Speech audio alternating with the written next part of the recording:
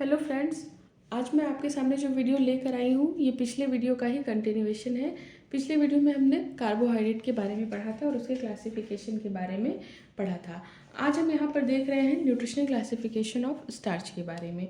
तो हम देख सकते हैं कि स्टार्च की 3 कैटेगरी होती हैं, जिसमें हम पढ़ेंगे इनकी क्लास के बारे में, इनकी कितनी कैटेगरी है, एग्जाम्पल ऑफ अकरेंस ये कहाँ कहाँ पाए जाते हैं, site of digestion and absorption इनका हमारे शरीर में कहाँ पर डाइजेशन और एब्जॉर्प्शन होता है।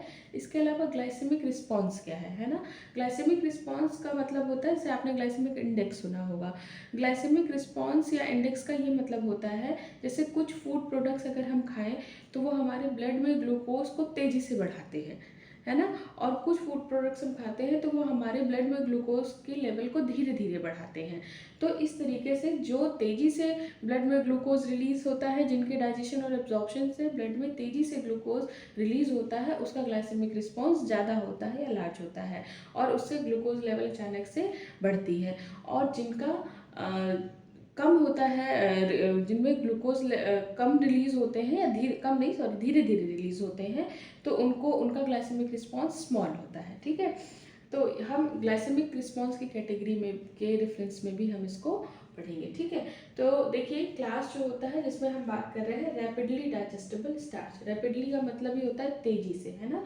तेजी से जब स्टार्च डाइजेस्ट होगा तो उसको हम पहली कैटेगरी देंगे, जिसको आरडीएस भी आप कहते हैं। ठीक है, इसके एग्जाम्पल्स होते हैं जैसे कि ब्रेड है, पोटैटो, जितने भी प्रोसेस्ड फूड होते हैं, है ना, जितने भी मिल्ड किए हुए या प्रोसेसिंग के बाद जो फूड स्टफ तैयार किए जाते हैं वो सारे क्या होते हैं, रैपिडली डाइजेस्टेबल होते हैं। इनका कंप्लीट डाइजेशन और एब्जॉर्प्शन होता है स्मॉल इंटेस्टाइन में और इनका ग्लाइसेमिक रिस्पॉन्स भी जो होता है वो लार्ज होता है। ठीक है, स्लोली डाइजेस्टेबल स्टार्च जो होते हैं ये भी कम्प्लीटली डाइजेस्ट किए जाते हैं स्मॉल इंटेस्टाइन में, बट मोर स्लोली, है ना। इनका भी डाइजेशन और एब्जॉर्प्शन कहाँ होता है, स्मॉल इंटेस्टाइन में ही होता है, लेकिन स्लोली, कम गति से, है ना।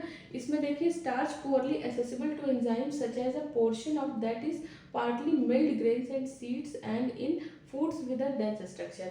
अब ऐसा क्यों होता है, क्योंकि ये जो फूड स्टफ होते हैं इनमें कुछ ऐसा पार्ट होता है जैसे कि सीड होगा या फिर जैसे कि मिल्ड ग्रेन्स में कुछ ऐसा स्ट्रक्चर, डेंस स्ट्रक्चर पाए जाते हैं जिनको हमारा जो डाइजेस्टिव एंजाइम है वो ज़्यादा एसेस नहीं कर पाता है, तो वो उसको धीरे धीरे डाइजेस्ट करता है। ठीक है, तो इसका रिस्पॉन्स भी क्या आता है कि जो ग्लाइसेमिक रिस्पॉन्स है वो स्मॉल होता है यानी धीमे धीमे ग्लूकोज जो है वो ब्लड में रिलीज होती है। तीसरी कैटेगरी होती है रेजिस्टेंट स्टार्च की, है ना। अब ये ऐसे स्टार्च होते हैं जिनको हमारा शरीर या हमारा जो डाइजेस्टिव एंजाइम है बहुत ज़्यादा एसेस नहीं कर पाता है। तो इसमें 3 कैटेगरी दी गई है। पहला है फिजिकल एसेसिबल, जिसको RS1 कहते हैं। ये जनरली कहाँ, होल ग्रेन में होता है। फिजिकली इनएसेसिबल का मतलब होता है कि ये पूर्ण रूप से डाइजेस्ट किए ही नहीं जाते हैं। ये क्या होंगे, तो स्मॉल इंटेस्टाइन में इनका डाइजेशन हो जाएगा, बाकी जो बचा हुआ स्केप मटेरियल होगा वो लार्ज इंटेस्टाइन में आ जाएगा और वहाँ पे इसका फर्मेंटेशन होगा, है ना।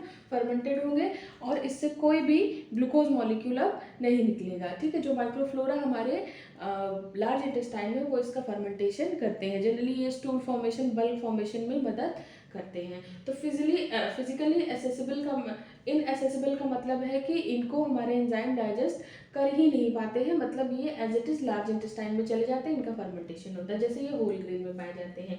रेजिस्टेंस ग्रेन्यूल्स, अब कुछ ऐसे फूड स्टफ होंगे जिसमें कुछ ऐसे ग्रेन्यूल्स पाए जाएंगे कि जो कि वहाँ हमारे, जिनको हमारी डाइजेस्टिव एंजाइम जो है वो डाइजेस्ट नहीं कर पाएंगे, जैसे कि अनराइप बनाना रॉ पोटैटो में होते हैं। ठीक है, हम जब इनको कुक कर देते हैं या जब राइप हो जाते हैं तो यही ग्रेन्यूल्स हमारे लिए डाइजेस्टेबल हो जाते हैं, लेकिन अनराइप बनाना में और रॉ पोटैटो में के जो ग्रेन्यूल्स होते हैं वो हमारे डाइजेस्टिव एंजाइम के लिए जो है डाइजेस्टिव एंजाइम से डाइजेस्ट नहीं होते हैं। ठीक है, और फिर तीसरे होते हैं रेट्रोग्रेटेड अमाइलोज, यानी ये ऐसे जिलेटिनाइज्ड अमाइलोज होते हैं जो कूलिंग जिनकी कर दी जाती है, जैसे कुछ प्रोसेस्ड फूड में ये पाए जाते हैं, तो ये भी लार्ज इंटेस्टाइन में जाके फर्मेंट होते रहते हैं और इनका कोई भी ग्लाइसेमिक रिस्पॉन्स नहीं होता है। ठीक है, फिर एक अलग कैटेगरी आती है जिसको हम नॉन स्टार्च पॉलीसेकेराइड कहते हैं, इसको NSP के नाम से भी जानते हैं। ठीक है। तो जैसा कि हमने पॉलीसेकेराइड की डेफिनेशन पढ़ी थी कि पॉलीसेकेराइड क्या होते हैं, वे मॉलिक्यूल जो कि 80% एथेनॉल में क्या है, इनसॉल्युबल है ना। तो ये कौन से है, नॉन स्टार्च पॉलीसेकेराइड क्या है, ऐसे polysaccharide, polysaccharide other than starch है ना, स्टार्च के अलावा, ठीक है, polysaccharide other than starch that is insoluble in 80% ethanol. ठीक है, इसका मतलब ये है कि 80% एथेनॉल में इनसॉल्युबल होने वाले स्टार्च के अलावा दूसरे भी ऐसे मॉलिक्यूल होते हैं जिनको हम नॉन स्टार्च पॉलीसेकेराइड कहते हैं।